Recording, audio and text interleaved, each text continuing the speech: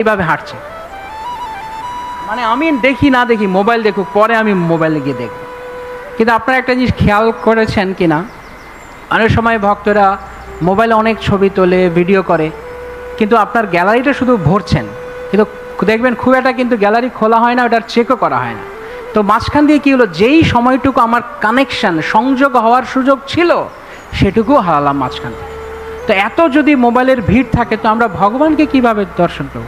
সেই জন্য মায়াপুর মন্দিরে একটা সুন্দর ব্যবস্থা আছে যে ভেতরে কেউ আসলে মোবাইল অ্যালাউ নয়, মোবাইল অনুমোদন নেই। কারণ ভগবানকে দেখুন, এখানে অন্য কোনো ডিস্ট্রাকশান, কোনো রকমের মনোবিচ্ছিন্নতা যেন না আসে। তো ওই দিন আমাকে সেটা মনে হচ্ছিল যে আমরা কি আসলে সংযুক্ত? এই সংযোগটা কোথায়?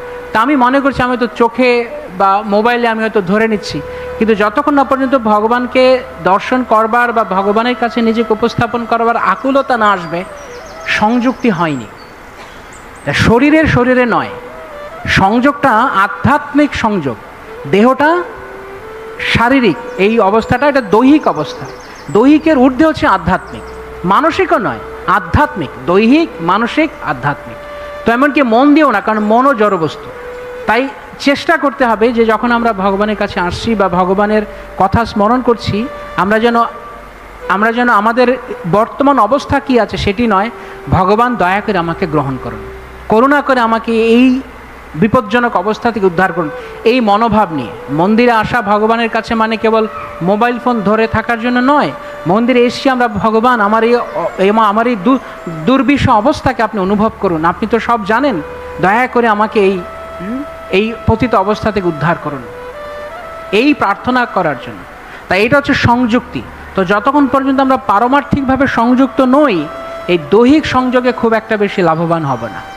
হ্যাঁ, দৈহিক সংযোগটা ঠিক আছে, প্রাথমিকভাবে ঠিক আছে, কিন্তু যদি পূর্ণ লাভ তুলতে চাই তাহলে আধ্যাত্মিক সংযুক্তি চাই, যুক্ত হওয়া চাই। নয়তো শুধু এমনিতে আসা, যুক্ত হওয়া হলো না। যেমন একটি ছাত্র ক্লাসরুমে বসে আছে, টিচার মতো পড়াচ্ছে আর সেও গালে হাত দিয়ে বসে আছে, হা করে তাকিয়ে আছে। তো দেখে মনে হচ্ছে সে যেন সব শুনছে, সব বুঝছে, কিন্তু মন কোথায়, ইচ্ছা কোথায়, পড়াশোনায় নেই। তাহলে এটা কি সংযুক্তি হলো? এ কেবল আসলো আর গেল, বছর শেষে লাড্ডু, পরীক্ষায় ফেল। কি হলো, তুমি যে 365 দিন স্কুলে গেলে? না, আমি তো গেছি, আমি তো টিচারের ক্লাসটা আমি শুনলাম, কিন্তু সংযুক্তি ছিল না। তো যদি আমরা কৃষ্ণের সংযুক্তি না নিই, অর্থাৎ শ্রবণ কীর্তন হলো যে স্মরণের মাধ্যমে যদি আমরা কৃষ্ণের কাছে অসহায়ভাবে নিজেকে উপস্থাপন না করি, ওই নন্দ তনুজ কিঙ্করং পতিতং মাং বিষমে ভবাম বুধ কৃপয়া তব পাদ পঙ্কজ স্থিত ধূলি সদৃশম বিচিন্ত।